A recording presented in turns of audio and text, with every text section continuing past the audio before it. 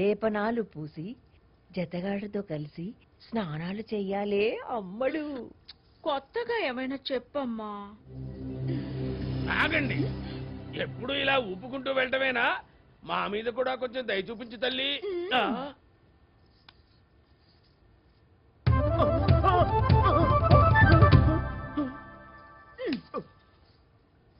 అదేమిట్రా, పిచ్చికర్రతో పిల్లను గ్రోవి ఊదినట్టు ఊదింది.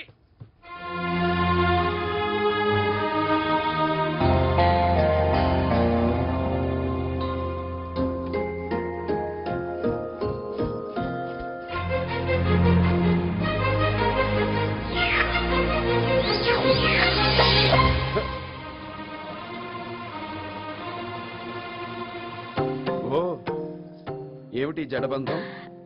ఇది జన్మ జన్మల బంధం. ఏమిటిది? కోటి విద్యుల్లతలు విరిసినట్టు కొత్తగా కనిపిస్తున్నావు. కృష్ణాష్టమి కదా మరి. అయితే పండుగ కదా అన్నట్టు మీ పప్పు సుద్ద వైభవంగా చేస్తుందటగా ఈ పండుగ. అవును. అవును, నీకెలా తెలుసు? నాకన్నీ తెలుసు. నువ్వు ఈ రోజే పుట్టావని కూడా తెలుసు. మన సంగతి అంతా తెలుసుకున్నట్టున్నావే. మన పుట్టినరోజుకి మీ ఇంటికి తీసుకెళ్ళావా మరి?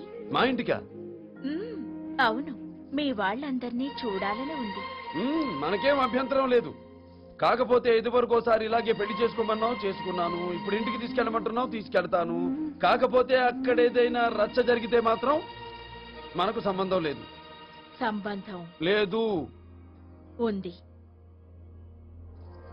మన ఈ బంధం శాశ్వతమైనది.